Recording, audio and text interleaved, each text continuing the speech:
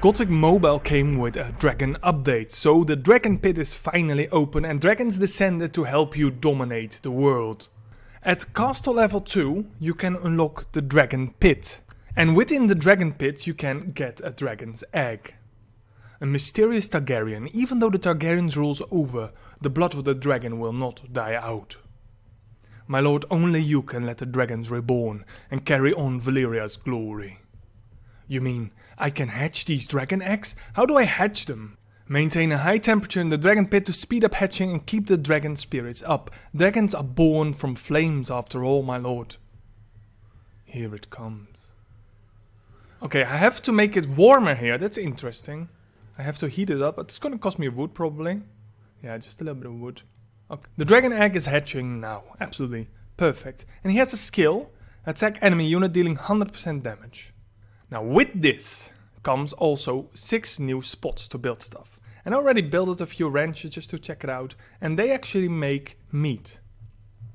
You have a certain capacity and you also have a certain production. We actually can feed it horse meat, venison, mutton and poultry. Now in order to upgrade it, I think you're gonna need a decent amount of ranches right there. And if you're a bit higher, you can easily upgrade it to level 11. And there we go. 6 ranches, all level 11 or 12. And that reminds me, I want to talk to you about something, about production buildings in general. At first I was rushing the castle to level 22 and then I was like, okay, stop right there. Because I was having a hard time getting resources.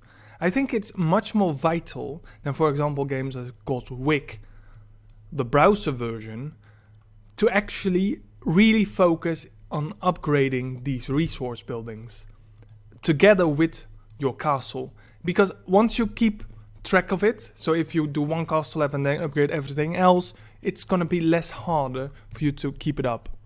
And you will need the resources. It's really hard to get the resources if you don't want to keep spending all your money on the weekly card resources. I still do a bit of wood, and as you can see I have a little bit more wood than the rest. But if you don't focus on some resource buildings as well, you're gonna be very short of resources, or you must be gathering all day long. So make sure you focus on that as well. And then we have another new building called the Hall of Valyrian.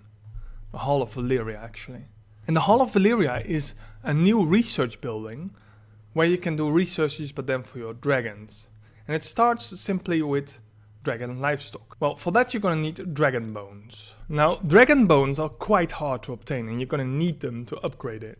The Black Sales Merchant can give you some, but that will cost you gold. And as you can see, the Black Sales Merchant also sells dragon skill items. And here you can get 15 dragon bones for 30% off. It's not much, but it just costs gold. And you can get quite a decent amount of gold if you do all the rallies at least to the every day. So it's not really hard, and it's going to be easier on higher level to get more and more of it. As you can see, high level rally camps give you often a lot of gold dragons. Pretty much always, so you don't have to worry about that, and you can actually keep it up pretty easily. Now you can also smelt dragon ores, which will give you skills needed for your dragon of course as well. So that's the new thing in the observatorium. Now with this update we also have a new building called the Blacksmith, which is absolutely beautifully done again, as usual. My lord, the blacksmith can dismantle commander metals and skills into metal castings and skill fragments. These 2 items can be used to exchange for commander items that are periodically an offer at the blacksmiths. Okay, that is really interesting. So if you have spare metals, you can just make metal castings from it. And for example, I have Melisandre metals because I already have her maxed out. And I can dismantle these for 60 metal castings. And then I can just do it later. So I'm gonna buy one for these as well. Can reset. Well, you can mainly change them for other commanders. Or you can go to these fragments, which are of course skill fragments. Now if you have a lot of stuff you don't really care about, you can dismantle these for skill fragments, and after that you can re-roll them for something you really do care about. So that's absolutely perfect as well. So that's the blacksmith, also really interesting as well. Now then let's quickly go to the commanders, because they have something new as well, namely the Valor System. And when your commander is at max level, you can unlock Valor levels for this commander as well. And the first Valor slot is unlocked by default. It will cost you some gold. And you can award Valor with the use of Royal Degrees, which I got earlier. Okay, be very careful. The replace button is actually confirm. So now Melisandre also increased the cavalry attack by 8%. Then you can unlock the next Valor. And you're gonna need a reward for that, so that's gonna be hard, but you can get them at the Blacksmiths, as I showed earlier.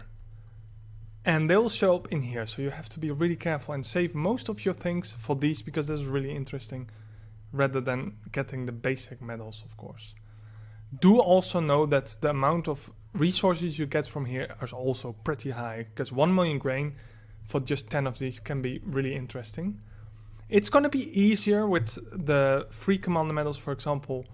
I'm almost ready with my main lord, Ronald Arryn, which I've been focusing a lot with the house quests. So I've been only buying his medals all the time. So after that you can use your house quests actually to just buy medals to burn them into fragments, of course. And at first it's going to be quite hard indeed to get some commanders to level 5. That is absolutely true. But after that you'll get a lot of surplus medals, which you can now just burn on anything you need. Now of course having the cavalry attack on someone like a commander that is absolutely useless in any way is not the best choice. You can't change them afterwards yet, but maybe later you can. For now it's a free skill just to show you guys. Now of course as soon as your dragon is hatched you can send them with your formation as well, which will really help you increase your chance of winning a battle or not.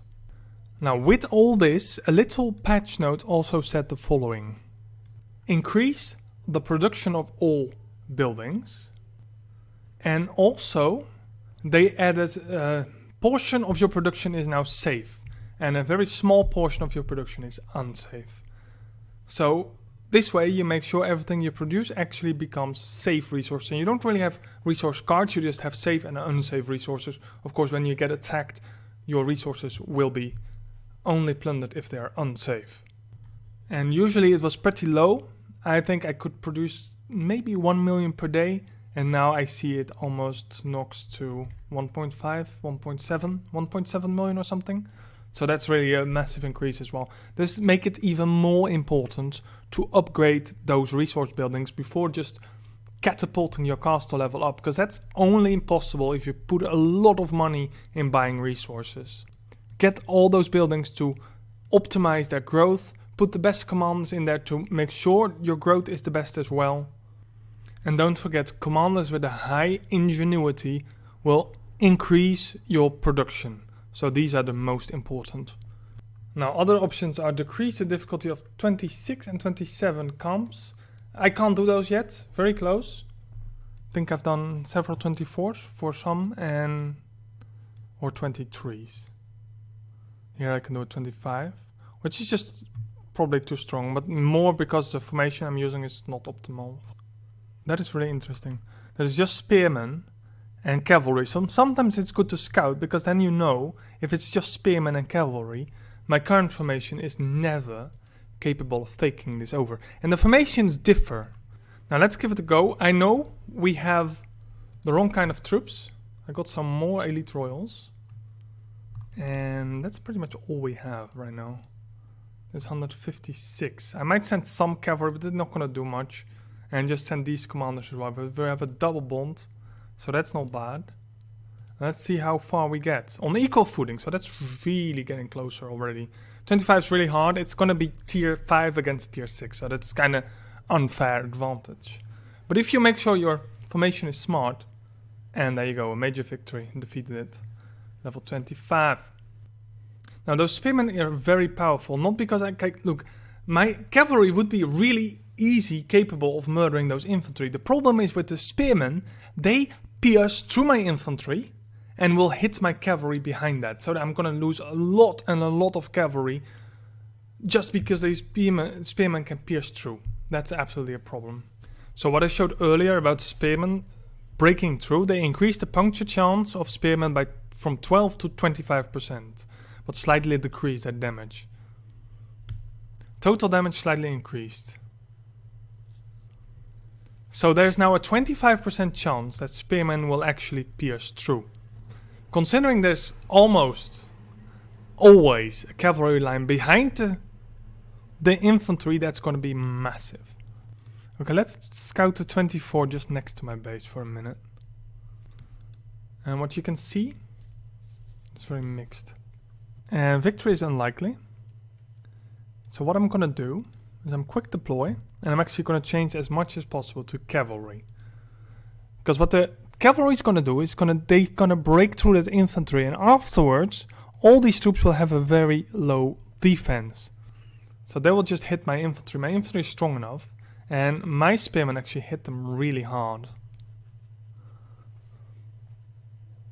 And because I'm killing the infantry, and because my infantry is so tanky, I'm going to do much more kills than them, and that's why I win.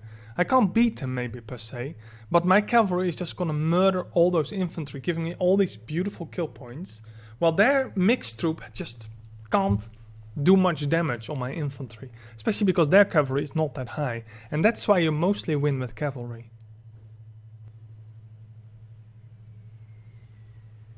Now he just breaks through, murders the archers there, because archers have no defense whatsoever. So you see the cavalry just randomly attacking someone.